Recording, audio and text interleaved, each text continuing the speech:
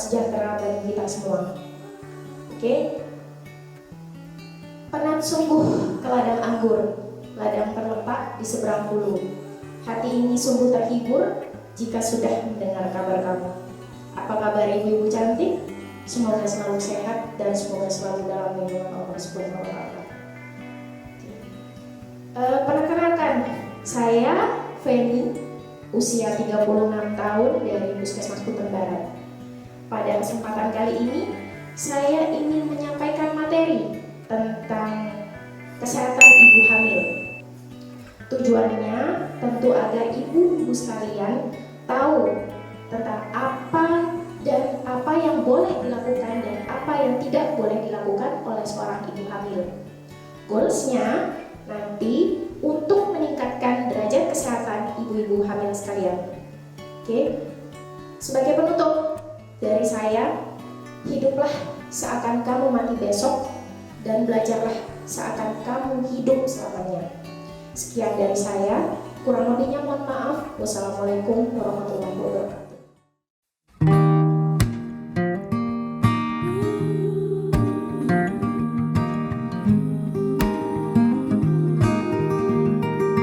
Assalamualaikum warahmatullahi wabarakatuh. Selamat siang. Salam sejahtera bagi kita semua. Saya Feni, selaku Kasubag Tata Usaha Puskesmas Punten Barat, izinkan saya pada siang hari ini akan membawakan sedikit materi tentang program inovasi Puskesmas Punten Barat yang terbaru, yaitu Sehat Aja, Selasa Sehat dengan akupresur dan jamu. Sebelum memasuki materi, ada baiknya mungkin kita sedikit peregangan ya, biar program Germas tetap berjalan.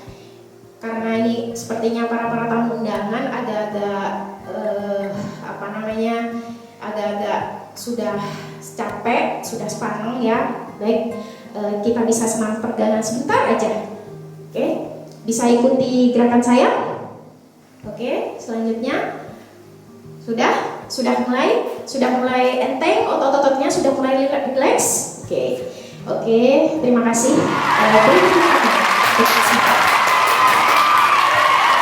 Baik Bapak Ibu, memasuki acara inti yaitu pemaparan materi dari saya terkait program inovasi Puskesmas Punten Barat yang terbaru, yaitu program inovasi Sehat Aja, Selasa Sehat dengan akupresur dan jamu.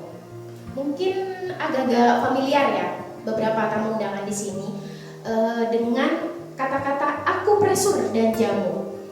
Akupresur dan jamu ini sebenarnya adalah metode pengobatan yang sifatnya tradisional, di mana akupresur sendiri itu merupakan program pengobatan dengan metode pijat, tapi bukan pijat bes-bes ya. Itu pijat, hanya pijat di titik saraf, jadi bagian mana dia yang sakit, nah itu nanti akan dikasih semacam metode pengobatan, istilahnya seperti itu. Sedangkan jamu sendiri yaitu metode pengobatan dengan melibatkan beberapa bahan-bahan tradisional yang sifatnya alamiah, jadi pengganti obat-obatan yang selama ini mungkin identik dengan puskesmas, seperti itu.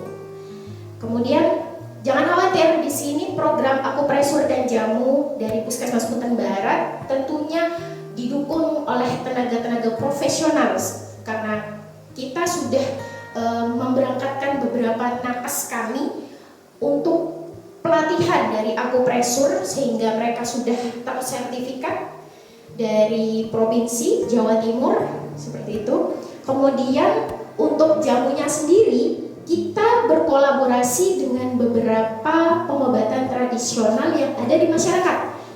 Banyak tuh, kadang kita tahu kan di beberapa desa ada produsen jamu, seperti itu. Sedangkan untuk produk jamu kita sudah bekerja sama dengan beberapa produsen jamu yang ada di Kecamatan Ketapang. Contohnya seperti produsen jahe merah, terus produsen kunyit putih dan lain sebagainya. Tenang, itu produk jamu kami terpercaya dan sudah melewati berbagai macam uji tes seperti itu. Kemudian untuk persyaratannya, mungkin teman-teman di sini bertanya-tanya persyaratannya untuk sampai ke pengobatan akupresur dan jamu ini seperti apa. Tenang, sama seperti pengobatan umum pada lainnya. Sedangkan untuk biayanya di sini puskesmas kami masih gratis ya untuk biaya poli akupresur dan jamunya, karena untuk program inovasi kita yang terbaru masih belum ada program dari Perda untuk perekrutan biaya, standar harga biayanya. Nanti ketika mungkin kami sudah ada launching Perda yang terbaru, kita bisa sharing lagi terkait biaya yang sudah ditetapkan oleh Kabupaten Sampang seperti itu. Oke, demikianlah materi dari saya. Mungkin ada yang kurang paham, bisa dipertanyakan. Oke, sudah cukup jelas semua ya. Oke, sebelum closing saya ada sedikit pantun untuk Bapak dan Ibu.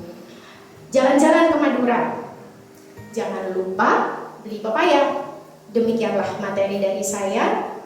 Mohon maaf jika ada salah kata. Saya Feni. Wassalamualaikum warahmatullahi wabarakatuh.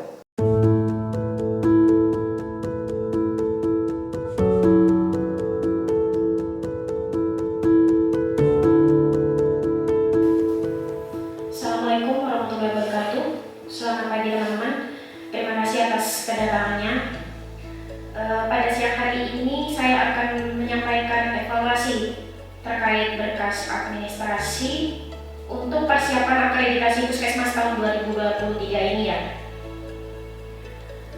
Berdasarkan matrik yang sudah di-share oleh Ketua BAK dari tim akreditasi puskesmas kita, ternyata banyak beberapa berkas yang tidak sesuai dengan timeline yang sudah kita sepakati bersama. Bagaimana Dr. Meti terkait PTP dan matriks PDCA dari program yang menjadi tanggung jawab Anda? Ini karena banyak yang masih belum sesuai timeline yang sudah kita tetapkan. Kesulitannya ada di mana? Atau masih belum rampung sampai sekarang? Baik, nanti saya akan analisis ya terkait beban kerja dari para programmer, termasuk Anda pada khususnya. Kalau memang nanti ternyata dari analisis beban kerja Anda terbukti overload, nanti akan saya buat solusi untuk penambahan asisten. Kemudian Pak Ismail, bagaimana? Ini laporan bulanan sering tidak tepat waktu. Padahal saya dapat laporan dari Dinas Desa, mereka sudah menyetorkan laporan dari desa itu sudah tanggal 25 bulan sebelumnya. Ini kenapa? Ada kendala di mana? Oke, nanti akan saya adakan evaluasi dengan para Dinas Desa terkait validasi data dari masing-masing laporan. Jadi teman-teman, kita di sini punya tanggung jawab dan beban kerja masing-masing. Saya harap teman-teman tetap sesuai prosedur dan tetap sesuai timeline yang sudah kita tetapkan. Ingat, kita pada bulan Desember akhir tahun ini akan menghadapi akreditasi puskesmas. Kalau misalnya berkas-berkas tidak terkumpul atau tidak lengkap, itu akan mempengaruhi penilaian dari tim akreditasi. Resikonya mana? Nah, resikonya itu nanti akan terputusnya kerjasama BPJS dengan kita. Kita nggak mau dong jaspel kita terpotong selama 1 tahun yang akan depan. Resikonya apa? Ketika kita sudah menghadapi proses akreditasi dan ternyata berkas-berkas dokumen kita tidak lengkap, bahkan tidak sesuai dengan timeline matriks yang sudah kita tetapkan, maka akan mempengaruhi penilaian akreditasi puskesmas kita. Kita nggak mau dong kita punya nilai madya tiba-tiba turun jadi pratama. Itu akan menjadi penilaian juga bagi tim BPJS untuk melanjutkan kerjasama dengan puskesmas kita. Jadi nanti bisa jadi tahun depan jaspel yang Anda semua terima itu akan terpotong bahkan habis karena BPJS sudah tidak mau lagi bekerja sama dengan puskesmas kita. Oke, gimana? Masih semangat ya teman-teman?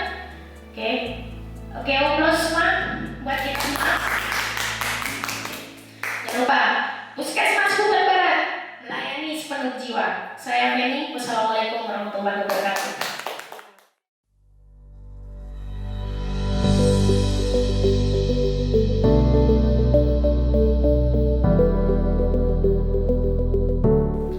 Assalamualaikum warahmatullahi wabarakatuh. Selamat pagi, salam sehat bagi kita semua. Yang terhormat Bapak Bambang SPD selaku Camat Ketapang, yang kami hormati Dr. Azi Imaufi selaku Kepala Puskesmas Punten Barat, yang kami hormati Bapak Haji Abdullah Sukar selaku Kepala Desa Punten Barat, yang kami hormati perangkat desa dan para tamu undangan yang berbahagia. Duduk sendiri sambil makan babat. Perkenalkan, saya Feni, Kasubag Tata Usaha Puskesmas Punten Barat. Pada kesempatan kali ini, saya akan membawakan acara Musyawarah Masyarakat Desa Punten Barat tahun 2023. Acara ini merupakan acara rutin tahunan yang diadakan oleh Puskesmas Punten Barat bekerja sama dengan seluruh desa yang berada di wilayah kerja Puskesmas Punten Barat. Acara ini dilakukan setelah pelaksanaan survei mawas diri tahun 2023, di mana tujuannya adalah mengajak seluruh perangkat desa untuk berdiskusi mengenai prioritas pemecahan masalah kesehatan yang terjadi di masing-masing wilayah desanya. Untuk membuka acara, kami persilahkan kepada Bapak Bambang SPD selaku Camat Ketapang untuk memberikan sambutan. Kepada beliau kami persilahkan. Terima kasih Bapak Bambang atas sambutannya. Sambutan yang kedua sekaligus pemaparan hasil survei mawas diri yang akan disampaikan oleh Kepala Puskesmas Punten Barat kepada Dr. Azi Imaufi, kami persilahkan. Terima kasih Dokter atas pemaparannya. Dari pemaparan hasil SMD yang sudah disampaikan oleh Kepala Puskesmas kami, dapat disimpulkan bahwa ada 3 masalah kesehatan yang terjadi di wilayah kerja Puskesmas Punten Barat. Yang pertama yaitu rendahnya kepesertaan JKN, yang kedua rendahnya cakupan ASI eksklusif, dan yang terakhir yaitu kematian bayi baru lahir yang terjadi di wilayah desa Puskesmas Punten Barat tahun 2023. Dari 3 poin masalah tersebut, pada kesempatan kali ini saya mengajak seluruh perangkat desa Puskesmas Punten Barat untuk berdiskusi. Tujuannya untuk menetapkan prioritas masalah kesehatan mana yang lebih urgent untuk mendapatkan penyelesaian. Baik, saya persilahkan untuk perangkat desa berdiskusi mengenai masalah kesehatan mana yang akan menjadi prioritas terlebih dahulu.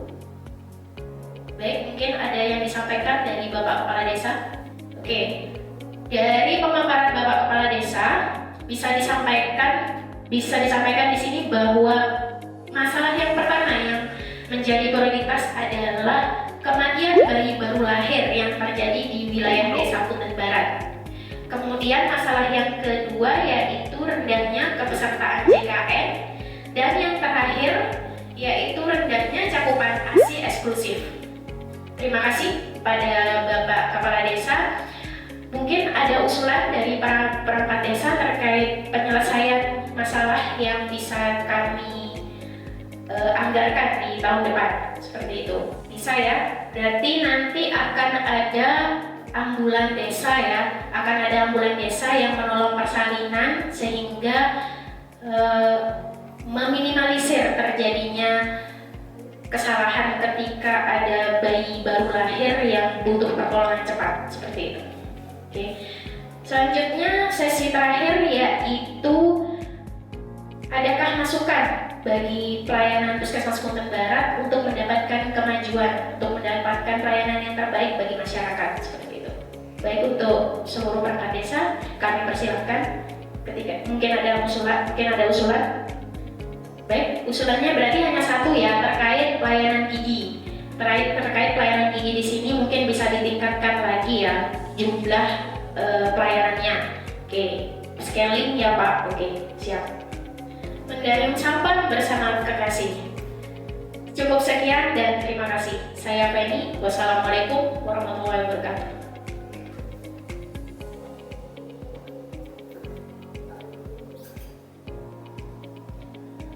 Kursi yang saat ini kita duduki bisa kita umpamakan sebagai kedudukan atau jabatan yang saat ini kita emban. Dalam pemikiran kita, tak jarang kita menganggap kursi yang saat ini kita duduki adalah hal yang simpel dan sederhana. Sering juga kita menganggap iri dengan kursi milik orang lain yang lebih bagus, lebih besar. Sedangkan kita lupa bahwa di atas kursi kita ada beban tanggung jawab yang harus kita selesaikan dengan baik. Dan kita juga lupa bahwa untuk mendapatkan kursi ini, untuk sampai berada di atas kursi ini, kita harus berjuang, bersaing dengan satu bahkan puluhan orang yang ingin berebut kursi ini.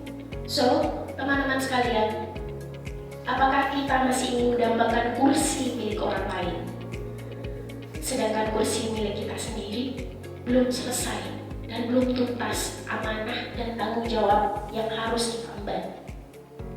Saya Feni, wassalamualaikum warahmatullahi wabarakatuh.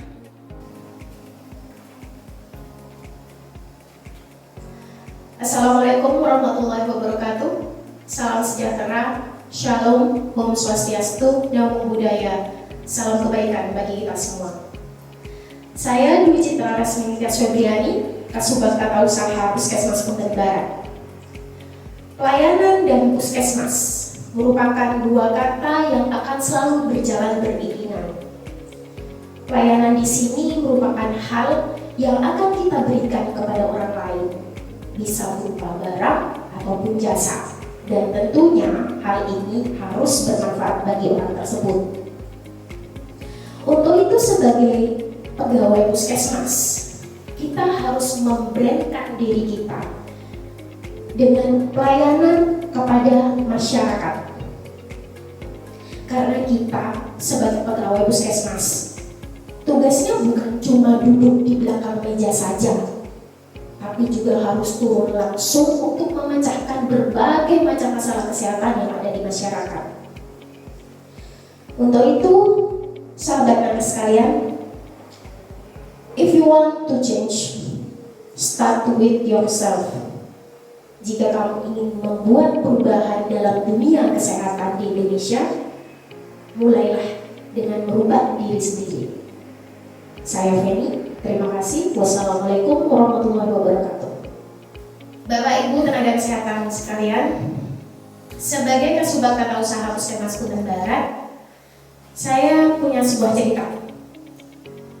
Garda terdepan dari pelayanan kepada pasien di sebuah puskesmas itu adalah bagian pendaftaran yang selalu dituntut untuk sabar, ikhlas, empati, dan respek dalam kondisi apapun, baik itu tekanan kerja yang sangat tinggi ataupun persaingan yang sangat ketat antar tenaga kesehatan seperti itu. Pada suatu hari ada pasien yang ingin mendapatkan pelayanan kesehatan di puskesmas kami.